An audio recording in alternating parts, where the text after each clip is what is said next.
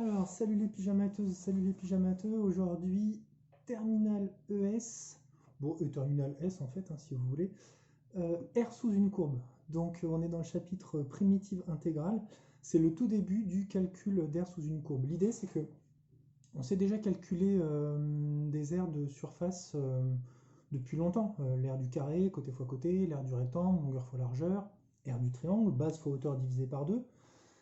R du cercle, là ici pi r carré, pi fois rayon au carré, mais on ne sait pas calculer une aire quand la forme est un petit peu biscornue. Et donc là ici, l'idée c'est comment faire pour calculer l'aire comprise entre l'axe des abscisses, la courbe d'une fonction, sur un intervalle donné.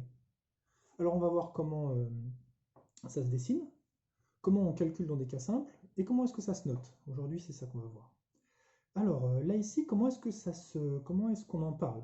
Eh bien là ici, on parlera de l'aire d'un domaine, et ce domaine doit être compris entre deux droites verticales. On a un début et une fin. L'équation d'une droite verticale, c'est x égale un nombre, donc on sera compris entre x égale a, x égale b. Notre début, notre fin, ça va nous donner le côté de gauche et le côté de droite. Le dessus, ça sera dessiné par la courbe d'une fonction f, et le dessous, ça sera l'axe des abscisses. Il faut donc que la fonction f soit continue. S'il y a un trou, ça ne marchera pas. Et il faut aussi qu'elle soit positive. Il faut que notre fonction f soit positive pour que la courbe soit située au-dessus de l'axe des abscisses. Notre exemple, dessiner la courbe d'une fonction affine par morceaux.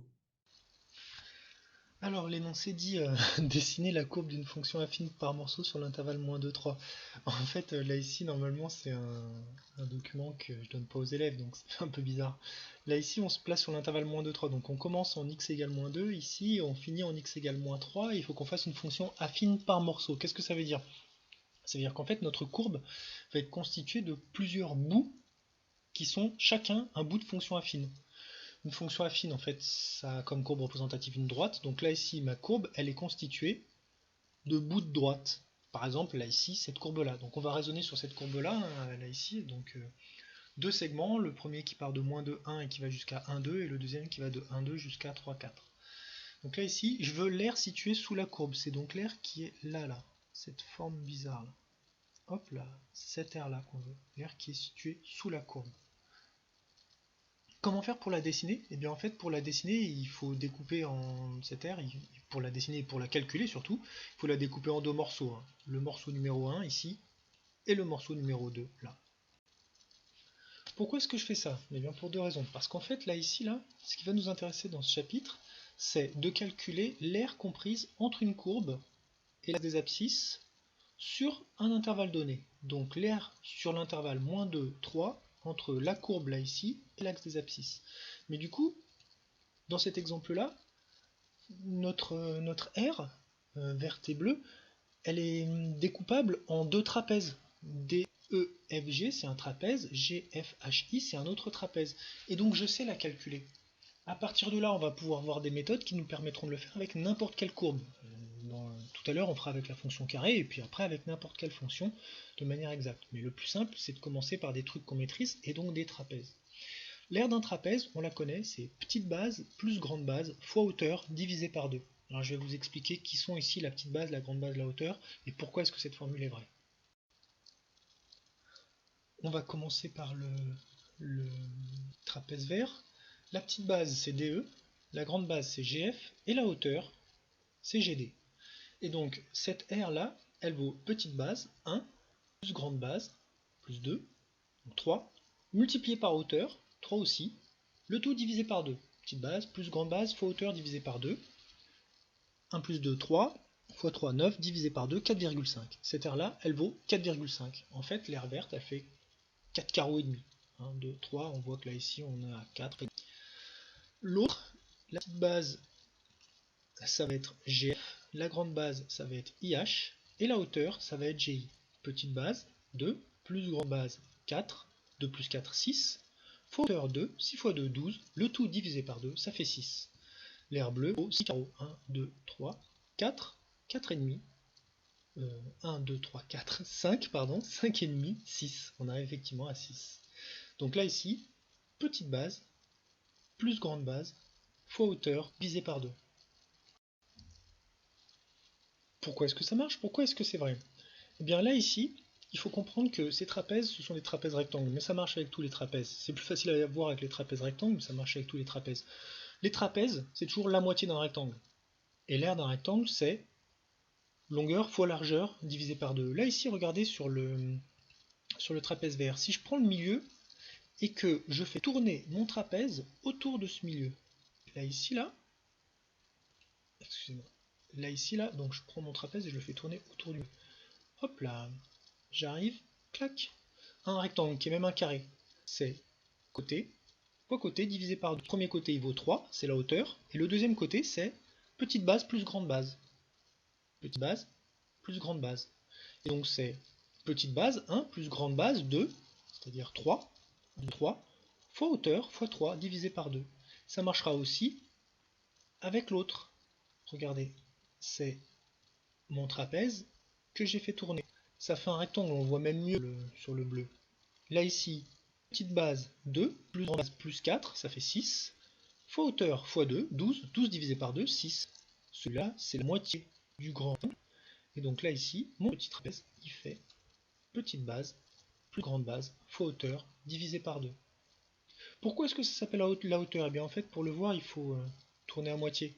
Là ici, on voit bien qu'on a la petite base, là ici on a la base, et là ici on a la hauteur. La petite base 2, la grande base 4, et là ici la hauteur. Donc ils sont posés de travers nos trapèzes, mais petite base, grande base, les deux côtés qui sont parallèles, et la hauteur, c'est l'écart entre les deux côtés parallèles. Donc petite base plus grande base fois hauteur divisé par 2. Là ici, celui-là il vaut 4,5, celui-là il vaut 6. En tout, cette aire vaut 10,5. C'est l'aire sous la courbe, on appelle ça l'aire hypographe. L'aire hypo, dessous, graphe, la courbe.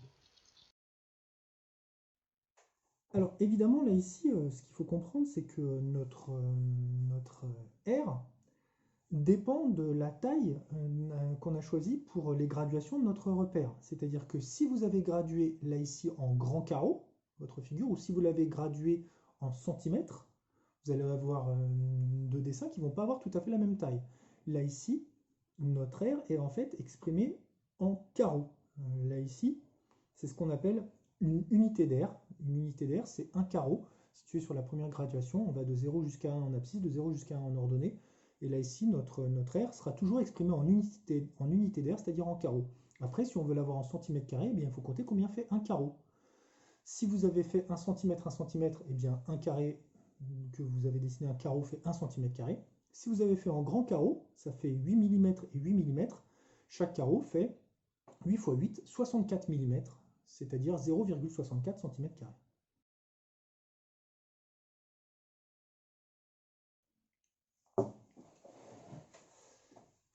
Alors, maintenant, comment est-ce qu'on fait si on n'a pas une courbe qui est avec des bouts de droite, mais si on a une courbe qui est dessinée par la courbe représentative d'une fonction, par exemple la courbe représentative de la fonction carré.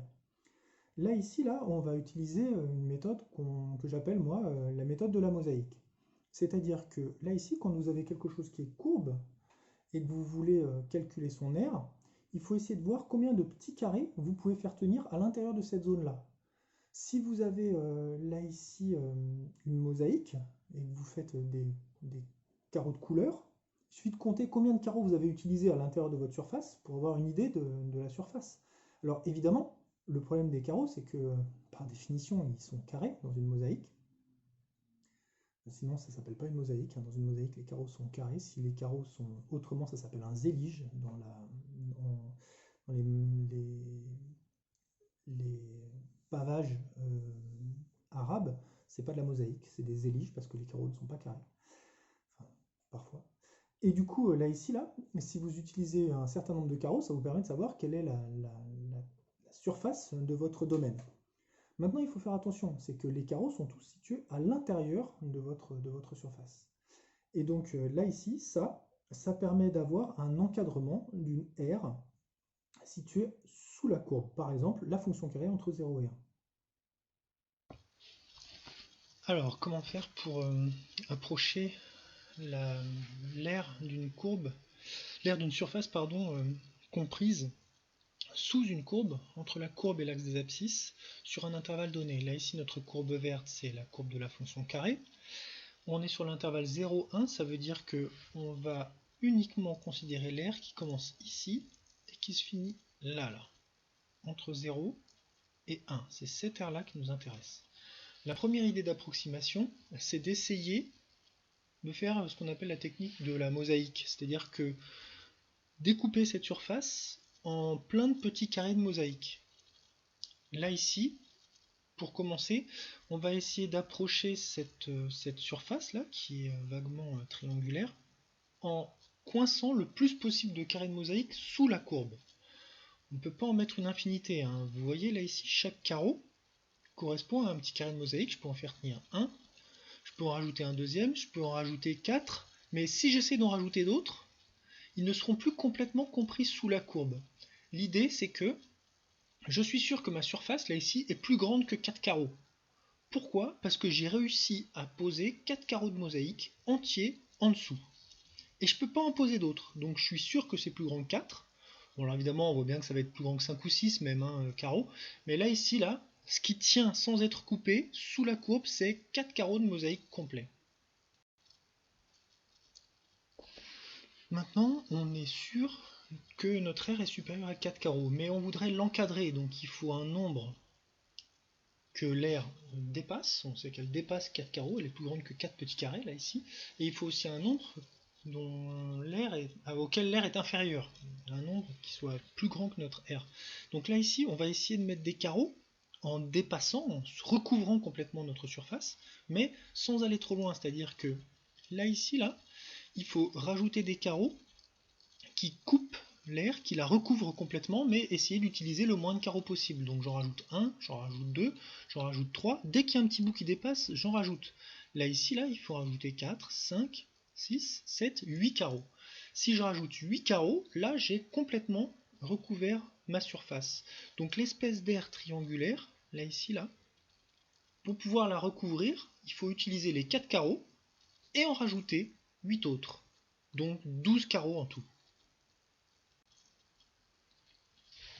Que vient-on de prouver ici?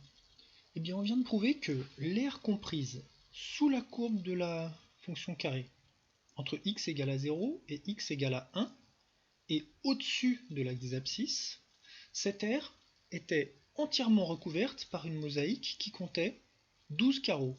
Donc cette aire est nécessairement plus petite que 12 carreaux, puisque 12 carreaux suffisent à la remplir complètement. En fait, j'ai triché un petit peu, il aurait fallu rajouter un 13e carreau à cause de ça, mais bon, c'est pas très grave. 12 carreaux donc suffisent pour recouvrir complètement notre aire, donc notre aire est plus petite que 12 carreaux. Mais en revanche, notre aire recouvre complètement 4 carreaux. Notre aire est plus grande que 4 carreaux. Donc notre aire, elle est plus grande que 4 carreaux, elle dépasse une surface de 4 carreaux, mais elle est plus petite que 12 carreaux, elle est complètement recouverte par une surface de 12 carreaux. Notre aire est donc comprise entre 4 carreaux et 12 carreaux. Si je connais la taille d'un petit carreau, je saurais avoir une approximation de l'aire totale. On est compris entre 4 petits carreaux et 12 petits carreaux. Chaque petit carreau là ici a comme côté 0,2. Donc chaque petit carreau a une aire de 0,2 fois 0,2. L'aire d'un carré, c'est côté fois côté. Donc mon aire, sous ma courbe, là ici, elle est comprise entre 4 fois 0,2 au carré et 12 fois 0,2 au carré. Ça nous permet d'avoir une approximation, une fourchette de la mesure de notre aire. Il y a plusieurs remarques qu'il faut faire tout de suite à propos de ça. La première, c'est que, évidemment, cette méthode n'est pas précise. On voit qu'il y a un gros écart entre 4 carreaux et 12 carreaux. Là ici, 4 carreaux, avec des carreaux de 0,2 de côté, ça fait une aire égale à 0,16, 4 fois 0,2 au carré. 12 carreaux, ça fait une aire qui est égale à 0,48. On est donc compris entre 0,16 et 0,48.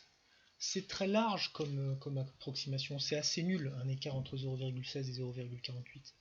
Ça vient en fait du fait que nos carreaux de mosaïque sont assez gros. Plus les carreaux de mosaïque seront petits, mieux ce sera. En prenant des carreaux de mosaïque 2 fois plus petits, on voit que les carreaux marrons, là ici, on pourrait en faire tenir beaucoup plus. Là ici, là, regardez ce que ça donne. Si je fais des carreaux plus petits, là ici, je peux mettre plein de petits carreaux. Je peux en mettre 26. 26 petits carreaux. Et du coup, cette aire là est beaucoup mieux, beaucoup plus précise, beaucoup plus proche de l'aire comprise sous la courbe. L'air compris sous la courbe avec les gros carreaux, on était plus grand que 0,16. Là ici, on se retrouve plus grand que 0,26. Cette aire avec les mini carreaux là ici, elle est égale à 0,26. Donc l'idée c'est, qu'est-ce que ça donnerait avec des carreaux qui seraient infiniment petits? Eh bien, plus les carreaux seront petits, plus précis on sera. Donc l'idée effectivement c'est de faire tendre la taille des carreaux vers 0 pour avoir quelque chose d'infiniment petit. Donc, avec nos carreaux qu'on avait initialement, là ici, on a une aire qui est comprise entre 0,16 et 0,48. Avec des mini carreaux, on voit que notre aire en fait est même carrément plus grande que 0,26. Ok, super, elle recouvre 26 mini carreaux. Mais la question c'est 0,16, 0,48, 0,26, mais quelle unité? Quelle est l'unité qu'il faut mettre derrière? Eh bien la réponse c'est, ce sont des unités d'air. Ça s'appelle comme ça, une unité d'air. Alors on n'a pas l'habitude, on raisonne généralement en centimètres carrés, en mètres carrés, ce genre de choses. Là ici on comptera en unité d'air. Pourquoi? Parce qu'en fait tout va dépendre de la taille qu'on a choisie pour notre unité, la longueur qui va entre 0 et 1 sur les graduations de notre repère. Il est évident que si je fais un zoom, l'aire va être beaucoup plus petite. Si au contraire j'agrandis, l'aire va être beaucoup plus grande. Donc tout dépend clairement du choix de mon unité. L'unité d'air, c'est un carreau qui va de 0 jusqu'à 1, de 0 jusqu'à 1. C'est un carré qui va de 0 jusqu'à 1. Et là, ici, on compte toujours en grands carrés qui vont de 0 jusqu'à 1. Ça, c'est une unité d'air. Après, ce carré, eh bien, il peut faire un carreau de cahier si vous faites votre figure en grand carreau. Il peut faire 1 cm si jamais vous faites votre figure sur du papier millimétré. Ou il peut être beaucoup plus gros, beaucoup plus petit si vous faites un zoom avant ou un zoom arrière. Et donc là, ici, notre R, elle est comprise entre 0,16 et 0,48 unités d'air, ou une unité d'air, c'était ce carré-là. Le carré qui va de 0 jusqu'à 1 et de 0 jusqu'à 1. Du coup, là, ici, là, on a une approximation qui nous permet d'avoir les carreaux qui sont complètement sous la courbe et les carreaux qui permettent juste de dépasser un tout petit peu de la courbe. On utilise le plus de carreaux possible à l'intérieur de la courbe, mais il faut qu'ils soient complètement dans la courbe, sous la courbe, pardon, dans le domaine. Et après, on rajoute juste ce qu'il faut de carreaux pour recouvrir entièrement toute la surface délimitée sous la courbe. Ça nous donnera un encadrement qui sera le plus fin possible. Plus le carreau est petit, plus on est précis. Maintenant, comment faire pour noter cette R? Eh bien, la notation, c'est l'intégrale. Là, ici, cette notation se note intégrale de a jusqu'à b de f de x dx. Le petit a et le petit b servent à désigner le début et la fin de votre domaine. Là, ici, le petit a, c'est le nombre de gauche. X égale a, c'est la droite verticale de gauche. Petit b donne la fin, la droite verticale de la fin. X égale b, c'est la droite verticale qui est à droite. Et donc là, ici, ça se notera intégrale de a jusqu'à b de f de x dx. La notation dx, en fait, est une notation qu'on explicitera plus tard, qui sert juste à dire que la variable s'appelle x, f de x, c'est la fonction qu'on dessine. Un exemple, intégrale de 0 jusqu'à 3 de 2x dx. Et bien là, ici, on va avoir une r qui va commencer en x égale 0, c'est-à-dire sur l'axe des ordonnées, qui va se terminer en x égale 3, sur la graduation 3, qui va être située entre l'axe des abscisses et la courbe d'équation f de x égale 2x. Alors on veut calculer l'intégrale de 2x sur l'intervalle 0,3. Du coup, là ici, là, il faut qu'on représente la fonction de x. C'est assez facile, hein, c'est une fonction linéaire. Le coefficient directeur est égal à 2, l'ordonnée à l'origine est égal à 0. Du coup, c'est une droite qui passe par l'origine. Et à chaque fois qu'on avance de 1 carreau, elle monte de 2. Le coefficient directeur est égal à 2, l'ordonnée à l'origine est égal à 0. On veut l'intégrale depuis 0 jusqu'à 3. Donc ça veut dire qu'on va commencer en x égale à 0 et qu'on va finir en x égale 3. On est là ici, sous la courbe, enfin entre la courbe et l'axe des abscisses, sur l'intervalle 0, 3. L'aire qu'on veut calculer, c'est cette aire-là. C'est l'aire du triangle, ici. L'aire d'un triangle, on connaît, il y a une formule pour ça, c'est base fois hauteur divisé par 2. Donc là ici, base c'est 3, hauteur c'est 6, divisé par 2. 6 fois 3, 18. 18 divisé par 2, ça fait 9. Donc là ici, cette aire-là, elle fait 9 unités d'air. Ou une unité d'air, là ici, c'est ça là, l'aire de ce petit carreau là. Là ici, il y a 9 carreaux de côté 1 qui sont situés entre la courbe et l'axe des abscisses sur l'intervalle 0,3. Du coup, là ici, notre R est égal à 9 unités d'air. Mais encore une fois, ça n'était qu'un exemple où la fonction était une fonction linéaire, donc affine par morceaux, et du coup on pouvait le faire avec nos vieilles formules du cours. Comment est-ce qu'on fera quand on aura une fonction quelconque? Bien évidemment, ça utilisera les primitives. Et ça, on verra une prochaine fois. Il faut regarder un petit peu pour la suite. Bien, je vous souhaite une très très bonne fin de journée à toutes et à tous. J'espère que c'était pas trop compliqué. Je sais que c'est un cours qui est assez visuel, donc j'espère qu'avec les vidéos ça aide pas mal. Voilà, si vous avez des questions, n'hésitez pas, vous pouvez me les envoyer dans les commentaires. Et puis bah, sinon, je vous dis à très bientôt pour d'autres aventures mathématiques. Allez, au revoir, travaillez bien.